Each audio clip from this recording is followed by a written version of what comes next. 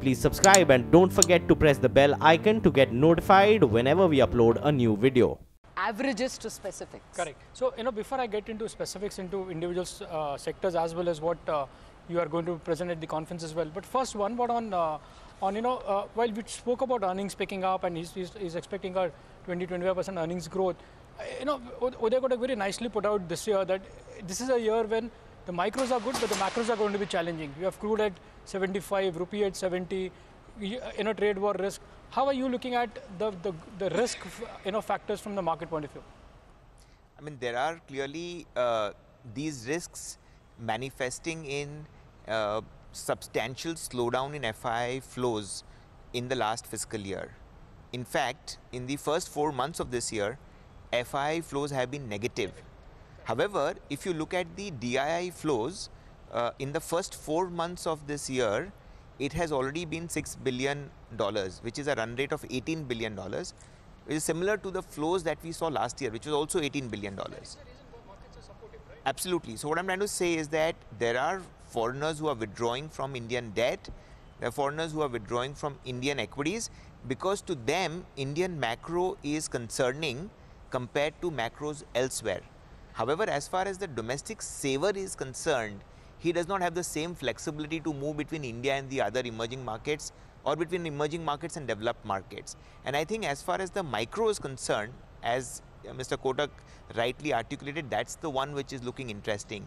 Corporate earnings are the ones which are looking interesting.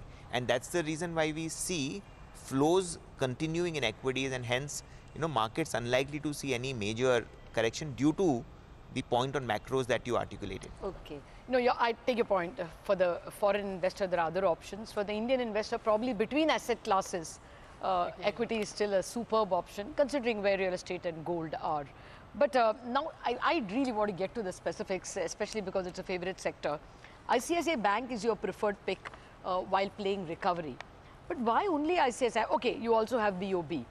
But a corporate lender would also be Axis. Corporate lender is also BOB, and we are seeing signs of strengthening in other sectors, in other corporate lenders as well.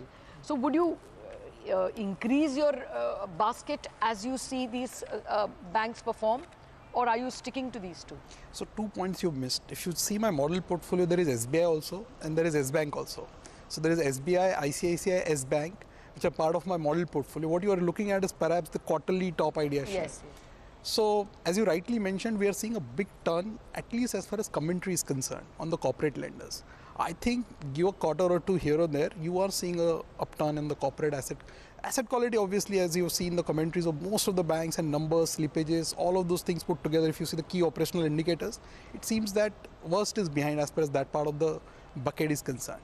Secondly, if you see the stock price movement itself over the last 45-50 days, ever since the results started pouring in from corporate banks, you have seen that some shift has happened already in the portfolios, from richly valued private retail banks to incrementally towards private corporate banks. You have not seen a big bang, shift towards the PSU corporate lenders, which are on the mid-cap side. So yes, it is possible, but from a longer-term perspective, from a 3-year, 5-year, 10-year point of view, I still think that the value migration potential which a lot of these private financials offer, that is too huge to be ignored for a 6 months, 12 months tactical shift in the portfolios which is happening in favor of corporate banks.